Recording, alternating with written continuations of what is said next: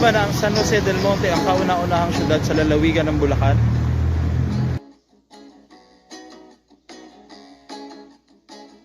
Sa mabilis na pag-unlad ng San Jose del Monte ay tila mabilis ding nating nakalimutan ang mga katutubo na nangangalaga sa ating kabundukan.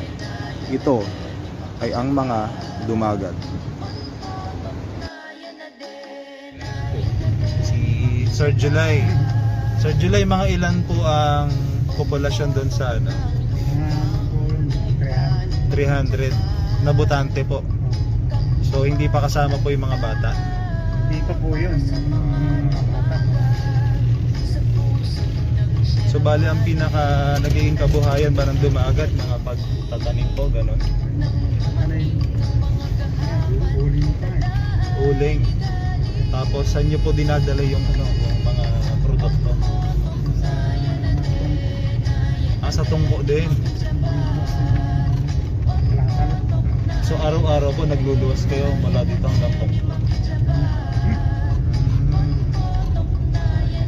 Buhay dito eh. Bakit po mahirap ang buhay? Hindi siya kung magkano sa lupa, wala eh. Oo. Kasi walang pinag-aralan ng ano sa mga dito eh. Ang tao dito eh. Hindi ang pag-aaral na ano eh. Mahirap ang buhay. Pero meron po mga eskwelahan dito, kaya elementary, high school. Kahit doon po meron po doon. Sa taas ng bundok? Doon sa pupunta natin. Meron eskwelahan. Hanggang high school po. Hindi, mga ano lang, event po. Dito meron high school. Isa sa pinaka natatanging indigenous peoples group na mayroon sa lungsod ng San Jose del Monte ay ang mga dumagat. Mga dumagat na kasalukuyang nakatira sa San Jose del Monte ay pinaniniwala ang nagmula sa Nueva Ecija na nag-migrate paakyat ng Sierra Madre ang magkaroon ng away sa pagitan ng mga Tagalog at mga dumagat. Mga special forces. Ito nga kami ni Sir July sa Karaumi. Papunta kami doon sa may tribal community na mga dumagat. Medyo maputik lang talaga yung daan. Sabi nung huwag daw mag-ano, bibig. Namumuhay ang mga dumagat sa kabundukan sa pamamagitan ng pagtatanim, pangangaso o pagkakaingin. Karaniwang mga kamote ang kanilang tinatanim na iniluluto nila sa loob ng kawayang buho. Ito ang kanilang nakasanayang pagluluto at kung minsan ay nakakakuha ng isda, hipon at talangka sa ilog na malapit sa kanilang tinitirahan. Hindi kalaunan, nagkaroon ng pagbabago sa kanilang pakikitungo sa mga Tagalog. Ang ilan sa kanila ay nakapag-asawa kung hindi Kastila, kadalasan ay mga Tagalog. Kaya't ang mga dumagat ay tinawag na remontado. Ang salitang remontado ay galing sa salitang Kastila na remontar, na ang ibig sabihin ay lumayo o nagtago sa bundok. Kaya Ancestral Domain Management Office.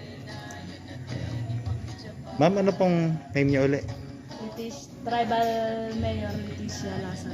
Kayo po ang tribal mayor. Ay, magandang hapon po. Sorry, Banti. So dito po sa tribal group nyo, meron kayo sariling parang pamunuan, ano? Opo, meron. Meron ding vice mayor. Wala po, Tribal Mayor lang. Tribal mayor tas council. Opo, council. So ito pong gaano po kayo karami dito? Yung buong katutubo po. Ang katutubo. Nasa 500 na po kami, yung ano lang, families. 500 families? Opo, pero pag pinasama pa Ang yung dami.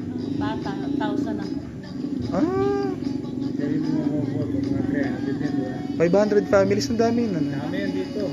Kasi ang dami lang kasi po yung mga nag-asawang bata. Kaya mga bata pa.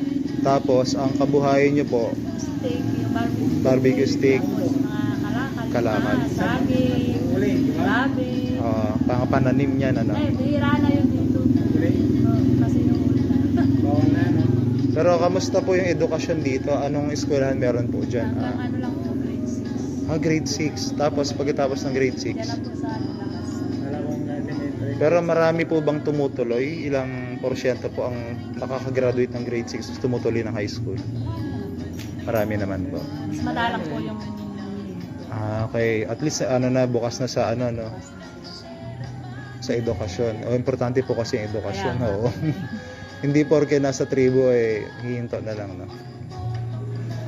Tapos Ngayon naman po, mas madalang na talaga yung mas ano na nila mag-aral, no? Kasi mas may opportunity talaga magkaroon ng hanap buhay, di ba? Nakapag-picture na nga po, yung pabakay niya. Oo, nababanggit po ni Sir July na ano. Kaya yung puro bundok ka na lang. Oo, medyo kailangan mag-isip din mga harap, di ba? Umangat ka rin, di ba? Opo, opo. Yung kagabi, pinuntahan ako alas 3 na madaling araw kasi Tapos, tapos walang susundo. pinahanap ko pa yung anak ko tsaka yung pamangkin ko ng sasakyan, nakahanap. susundo ng, Punta nila, wala na patay. Hindi na inabot. Mahirap ng daan. Kita mo ang daan. Opo, opo. Oo. Sisiraan ng mga sakto. So, wala kayong talagang service na ano para sa inyo. Yung pang community, wala po. Yun ang magandang ma-provide, no? Opo, yung At least kahit mga dalawang kulong-kulong man lang na ano. Sana, yun ang aming gustong gawin. Hindi ba kayo naaabot ni Mayor ano rito? Robes. Robes? Kasi malaking community kayo eh. Bukod pa po doon yung nakahalo sa amin ng mga katawan. Ayon sa Republic Act 8371 o ang Indigenous Peoples' Right Act, kinikilala ng Estado ang mga katutubo ang tunay na may-ari ng mga lupaing ninuno. Kaya naman sa pagtatayo ng Ancestral Domain Management Office, dapat magpaalam ang bawat turista, pati mga magtatanim ng puno, maglalagak ng negosyo o anumang uri ng paggamit na mangyayari sa loob ng mga lupaing ninuno. Dito bubuo ng desisyon ang mga Tribal Council kung bibigyan ng pahintulot o hindi. Mayroon pong bukasan po sa amin. Nabigyan man lang kami kahit kulong-kulong para service sa pagdadala ng mga pasyente sa ospital. Yun po ang kailangan. Yun po ang aming kailangan. Yan, katulad ng kwento ni Mayora, kagabi may hindi na inabot sa ospital na namatay na siya. Yan, sige po. Ang mga dumagat ay may mahalagang papel na ginagampanan sa syudad ng San Jose del Monte dahil sila ang nangangalaga ng ating mga kabundukan. Bukod sana sa ibibigay nating respeto sa kanila bilang mga katutubo na may sariling kultura na inaalagaan at pinananatili bilang kanilang identity, ay ibigay at iparamdam din sana natin sa kanila na sila ay kasama sa pag-unlad ng San Jose del Monte bilang kilalang The Rising City. At ang mga katulad ni Sir July ay magkaroon ng pag-asa na ang kanilang mga pangarap para sa kanilang pamilya at para sa kanila na mga dumagat ay magkaroon ng katuparan.